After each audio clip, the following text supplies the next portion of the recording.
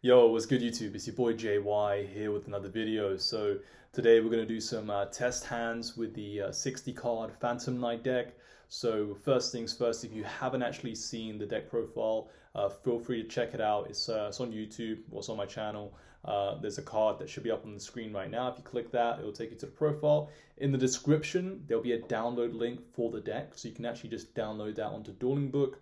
So you don't have to go through the trouble of actually building the deck yourself on Dueling Book. So you can follow along with the combos that we're doing right here. Okay, so yeah, let's just jump right into it. So this is going to be a bit different to how people normally do it. So people normally would like to shuffle and just draw random hands, but I've actually sort of pre-prepped the hands we're going to draw. So we're going to do 3 different hands. I'm just going to walk you through how I play them. So the first one is going to be like a bit of a brick hand, but it can still end on a pretty powerful board. So the hand is going to be Danger Tsuchinoko, Darlington Cobra, the Brick Predaplant, Seer, Scythe, and Takatomborg. So we drew a lot of cards here that we don't really want to draw, except the Tsuchinoko, and Seer isn't too bad to draw either. But you see on the surface, this hand looks like a really bad brick, or not a brick, but it just looks like a really bad hand. But I just want to show you, what you can do with it. And also, this hand obviously is not going to be able to play through hand traps very well because it is a very weak hand. But I just want to show you can still do something with it. Sometimes in life, you're not going to be dealt the best hand, but you have to play it the best that you can. So not just in Yu-Gi-Oh, but in life. So yeah, that's some little inspiration for you guys out there. So let's just get started. So the way I play this hand, I'm going to assume, so like my first play would be to trigger the Tsuchinoko, right? Because I want the highest chance to resolve it and be able to draw a card. It doesn't matter if you hit Scythe. If you hit Scythe, that's totally okay because you still can link summon your Dagda and then pop Dagda to resurrect the Scythe, okay? So that's totally fine. So I always assume worst case scenario usually when I'm testing hands. So let's say they hit the snake, so we don't get the draw. And the reason we'll try to draw is because you can draw into a Phantom Knight, draw into Tour Guide. There's loads of good cards to draw into that can help you sort of extend, or even a general extender would help you push through stuff. So yeah, we just assume they hit the snake, and then we summon the snake. Now at this point, you know what the setup is. You guys can pause the video, maybe try play this hand out yourself, and see like what kind of board that you'd end on. If you guys are paying attention to like my recent community post, you probably can see or like I posted the end board already. So if you haven't seen that, then try play out. Even if you have, still try play out, see if you can get from the start hand to the end board. But yeah, without further ado, let's actually do the combo. So we're gonna normal summon the Cobra, link Tsuchinoko and the Cobra into our Cherubini. Cherubini effect. So here we're going to send a Phantom Knight. So here we're going to go ahead and send our Phantom Knight gloves, Phantom Knight of Ragged Gloves, and then we are going to special summon the Seer from our hand, and then link the Seer and the Cherubini off into our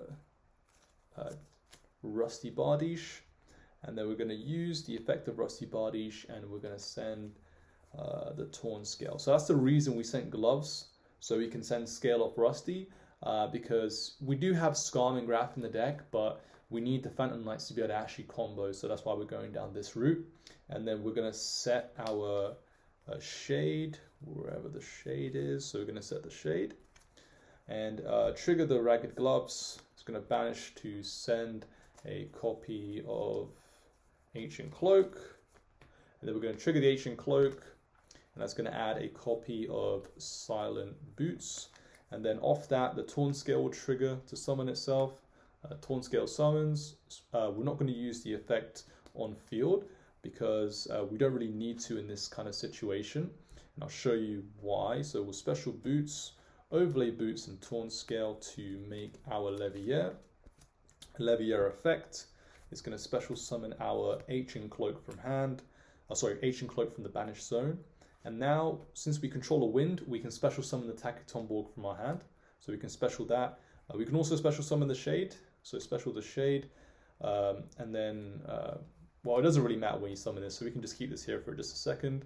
Overlay these two into Breaksword. Rusty effect, destroy the Breaksword. Breaksword effect to bring back the cloak and the boots. At this stage, you can use cloak to pump up the Rusty if you like, to bring it up to 2900.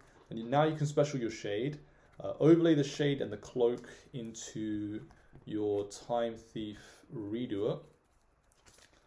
And the reason you need to use the cloak is because you want to send your boots to grave so you can get the search, because we're going to search a Phantom Knight spell trap. So link the Levier and the boots away into your Verte. And then Verte effect, pay 2000, send your Fusion Destiny. So send Fusion Destiny and then send both of your materials, your Celestial and your Dasher, and summon out the best boss monster in the game, destroy Phoenix Enforcer. Okay, and now we can use our boots, banish the boots, and that's going to go search us a copy of our Fogblade. So this is our end board. Fogblade, Scythe, Redoer, DPE, and the Rusty there in Verte. So here you can use the DPE to pop the Scythe to trigger that. And then if something happens to this, if you're not able to resolve the Scythe, you still have Fogblade and the Redoer as like pressure, because the Redoer has a trap underneath it, so it's live, it can bounce something to the top of the deck, and then Fogblade can negate something.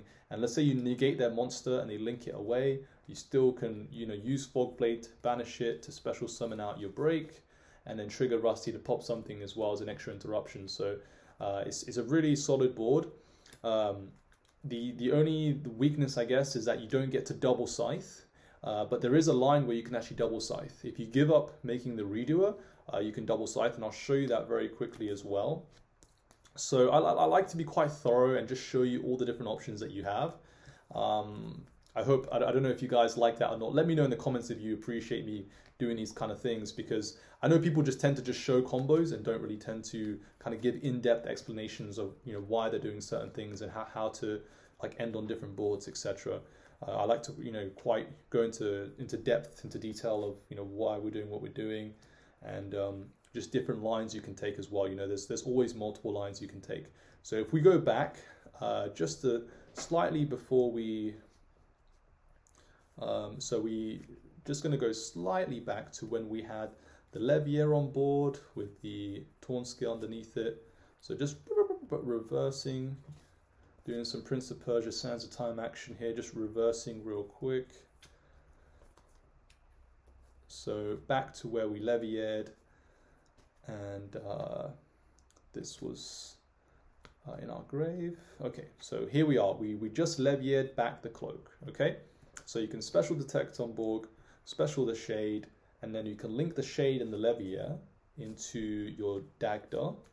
And then you can overlay these into your break, Rusty pop break, bring these two back. And you can link these two away into your Verte, which will get you into DPE. And sending the materials. And then instead of adding Fogblade off the boots, you're going to add the wings here instead. So when you add wings, you can set wings and then go to your end phase. DP, pop itself, and pop Verte, DP affecting grave. And then during your opponent's draw phase, Phantom Knight's wings on your Rusty, trigger the wings to summon out the Break Sword, and then you get to pop the Scythe, summon Scythe effect. If they have imperm, droplets, etc., you get to summon your DP in standby phase, pop the Scythe, and pop the Dagda, and Dagda will resurrect the Scythe to double Scythe your opponent. So if you give up the Redoer, you get to double Scythe them. But as you can see, like I prefer having the Fogblade and the Redoer there, just because it's a bit of pressure. And if they have like a Call by the Grave for the Scythe, for example, or a DD Crow, or if you're playing against a rogue matchup, you know, having the Redoer there can be very powerful, being able to bounce Mystic Minds, etc. That's why I like that route. So that is the first test hand there. So, or the first walkthrough, I guess. I don't know if it can be called a test hand, but that's the first one. So Now onto the second one. So hand number 2. So we went from like a really bricky kind of hand to now we're going to go to like a really top tier hand, right? One of the like the nicer hands you can draw. So here we have, let me show you guys, Tour Guide, my baby girl from the underworld. And then we have the Torn Scales, and we have the Kagamusha, and then 2 spells, Ruler and Droplets. One cool thing is these are all 3-ofs. So it's not like they're like you're drawing like 1-ofs or whatever. They're all 3-ofs in this list. So it's not like it's not like you're never gonna see these kind of hands. But this is like an upper echelon kind of hand. Okay, so I'm going to show you how to sort of play through hand traps, because I feel like a lot of people may mess up these kind of hands, but they may like not realize that they can utilize all these 3 monsters. Even though these are both normal summons, you can still utilize both of them in the combo. So I'm going to show you how to play this now. So let's jump right in. All right, let's go. Normal summon Tour Guide, Chaining 1, Tour Guide, Chaining 2, Kagamusha Knight. We all know that, kind of standard at this point. Special summon, Graph, and link the Kagamusha and the Graph. It doesn't really matter. You can link Tour Guide if you want. It doesn't matter at this stage. Everything's going to get linked away. So now we're at Cherubini, a Graph effect. That is going to go summon from the deck our Seer, wherever the Seer is. Yeah, there we go. We've got Seer on the board now. Okay. So that is 5 summons right now. So that is, Tour Guide, Graph, Kagamusha, that's 3, Cherubini's 4, Graph into Seer's the 5th summon. So here if you get Nibiru'd, it is totally fine. It's not likely to happen, but if you get Nibiru'd, I'll just show you very quickly. You're gonna these 3 will go to grave, Seer will bring back the Cherubini, and then you can use the Cherubini's effect, which is gonna go send you your copy of wherever he is, our Stained Greaves. And then you can use Stained Greaves to special summon our boy Torn Scale from the hand, discard for Torn Scale, link Torn Scale and Cherubini to Rusty, combo from there. You guys know how to play that. But if you don't get Nibiru'd at that stage, it gets pretty good for you, because you're right here. If you don't get Nibiru'd here, you use the Cherubini, that's going to dump you the Stained Greaves, and then you can link these all off into an Appaloosa. And now we'll have 3 negates.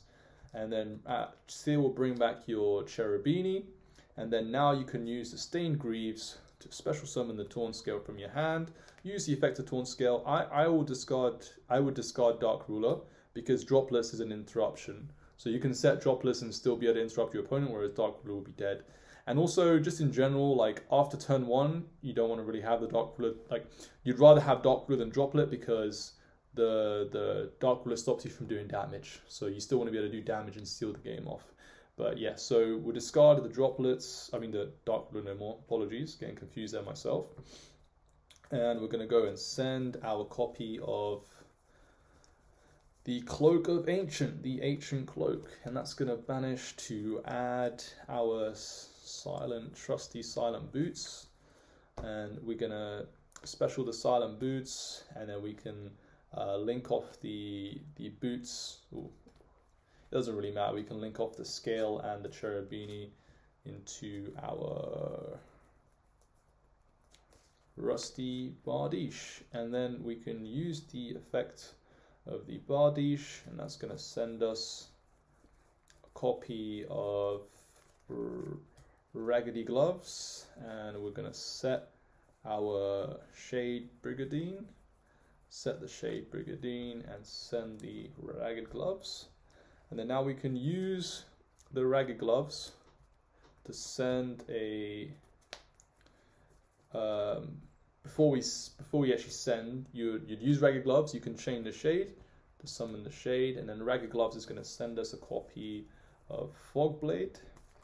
And now, since we banished the PK, we can special summon back our Torn Scale, overlaid Torn Scale, and the Silent Boots, and that is going to make us our Levier. A Levier effect is going to bring back our Ancient Cloak.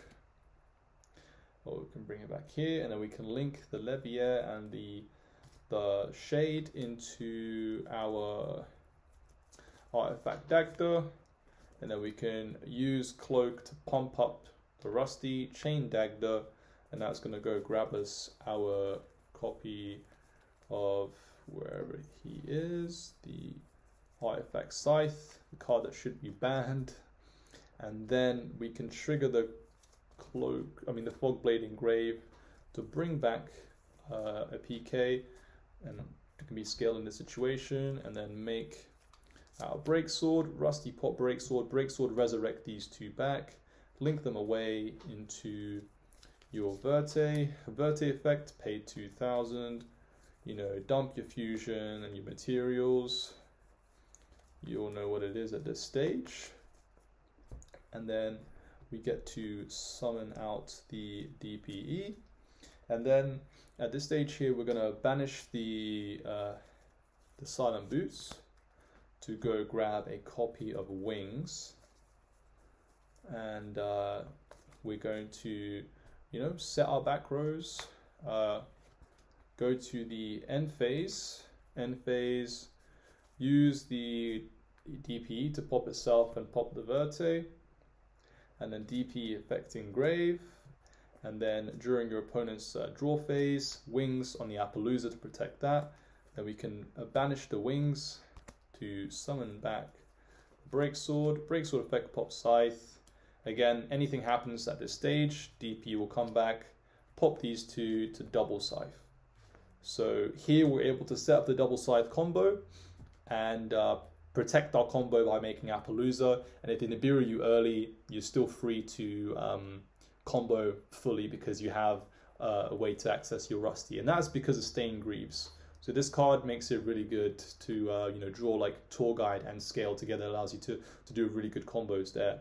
And yeah, it's just good to know how to sort of play these kind of hands out to be able to play through those hand traps, because they can really, you know, hurt you if you don't play around them correctly. And this is another reason why I like Tour Guide, because it raises the ceiling of the deck. Being able to make an Appaloosa and still double scythe combo wouldn't be possible without Tour Guide. And there are loads of other combinations of cards that you can draw to do things like this. So yeah, that is combo number 2. And the last one's going to be a bit of like a kind of niche kind of combo. But yeah, let's get into that one. So that's combo number 2. Okay, so for the last hand, it's going to be a bit of a unique kind of hand in the way that we're going to play it. So this is the hand.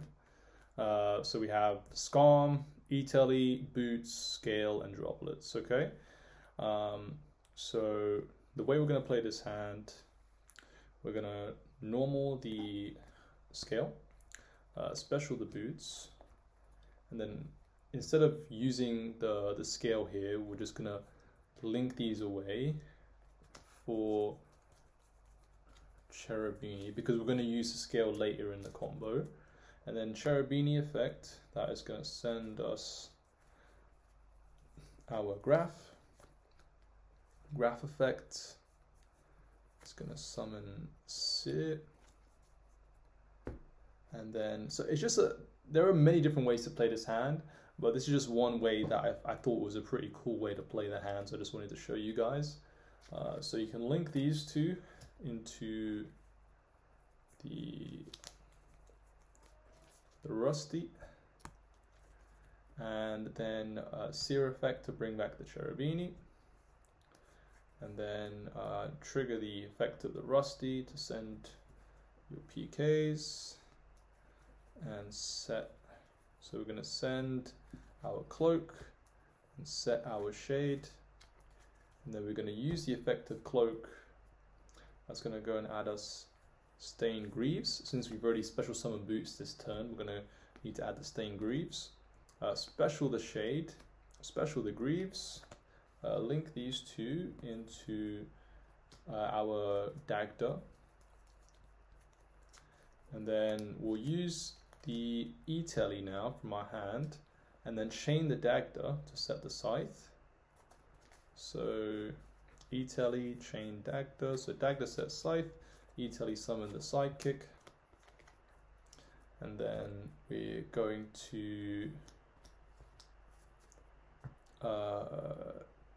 yeah, now we're going to link the Cherubini and the Dagda into an Appaloosa. And this will have 2 negations here. And then we can use our Boots Engrave, banish Boots, to add us a copy of Fogblade, and then trigger the scale, which will summon itself. And then use the scale effect on field to send a Scarm from hand, and that's going to send us a copy of Wings. And then overlay these 2 for Breaksword, Rusty Pop Break, Break effect to bring 2 back, and we have the Torn Scale, and we have the Stained Greaves Engrave. And we can link these 2 away into you-know-who, Predaplant, Verte, Anaconda. And then Verte Anaconda effect to pay 2,000, pitch fusion, dump your materials. Ooh, just a Celestial. And where is the dasher? Should be, where is it? Get the dasher, there it is. Boom. So send your materials, summon your DPE, and then you can set to go to the end phase, DP effect to pop itself, pop Verte, and then you get to pass to your opponent, and then you get to do the combo. So this time, since you don't have Dagda on the field, you're going to play around your opponent's interactions a little bit differently. So you're going to let it go to standby phase, and you'll summon your DPE, and then in the standby, you'll use the Wings to summon the Breaksword, Rusty effect to pop the Scythe, trigger the Scythe. When the Scythe summons, now whatever they try to do this to the Scythe, you can, let's say they try to imperm, you can chain DPE, pop Scythe. If they try to Chalice, chain DPE to pop the Scythe, because that will put the Scythe in grave, so at resolution, the imperm and the Chalice will not be able to negate the Scythe because it's in grave, so it's not on field for them to negate. And then on top of that, if they have droplets and they discard a monster or a spell, you still have the option to chain Fogblade on one of your own monsters like your Rusty, and you can chain DPE to pop the Scythe. So it plays around droplets as well. And I like this board because basically you have Appaloosa, which still has negates, so if they have something for Scythe, like a Call by the Grave or the DD Crow, the hard answer for it, you still have the Appaloosa. And if you're playing blind game 1, this is a really strong board because you still have a Fogblade and droplets for interruptions. And also you make Appaloosa before you make your Verte, so your Verte is protected. And even if they like negated your Verte, for example, let's say they use imperm on this, you know, sometimes people can hold their interaction for the Verte because they know how key this can be. You have, like, for example, droplets in this situation where, let's say it goes to your opponent's turn, you can droplets your Verte away to negate one of their monsters, and then after that, you'll still have the Wings to be able to summon back. You can banish the Wings to summon back the Breaksword and interrupt their play as well, and that's something they wouldn't be expecting. So they're just cool little niche interactions there for you to keep in mind when you're playing. And you still have the really strong follow-up because you have Fogblade to bring back Rusty or bring back your Torn Scale, for example. And you also, Scarm is going to add you a tour guide as well because we only discarded it. So Scarm gets you a tour guide. So you have insane follow-up as well. So I feel like it's just a well-rounded kind of play. There are other lines where you can try to make Appaloosa before as well. But the way you play it, for example, if they try to Nibiru you when you have the Rusty on field, you can still combo it, and I'll show you. For example, there's a early on in the combo, I don't know if you can recall, we had like Boots and Scale Engrave that wasn't used. So we have both Boots and the Torn Scale Engrave. So for example, if they Nibiru you while you have the Rusty on board, you can still banish the Boots to add Fogblade, summon the Torn Scale. Torn Scale can pitch the Fogblade, which can bring back the Rusty, and you can still fully extend from there. So that throughout the combo, you're still able to push through hand traps, even if they have something like imperm for your rusty or ash blossom for your rusty, you know, you still have ways to extend. You had the E-Telly and you had both of these live engrave. And the benefit of not using them right away is that you get to like adjust to what your opponent does. So, you know, once they've interacted with your rusty, like once your rusty has resolved, then you know what you're doing. But if the rusty doesn't resolve, then you can use these two to get specific cards you need for whatever, you know, situation you're in there. So that's the reason why I like to sort of hold, not use them right away. So it gives you a bit of versatility around that. And yeah, so that is, you know, 3 test hands there for you, just to kind of see different ways of playing them, like have a bit of insight on like my kind of the way I kind of play this deck and what I'm kind of thinking about while I'm playing the deck as well. I hope you guys enjoyed. You know, leave a like if you like the video, of course, and if you want to see more from me, subscribe. Any suggestions you have for future videos, things you want to see, I have a lot planned at the moment, but it's just baby steps. You know, like got to slowly upgrade the quality, get a new camera, get a new mic.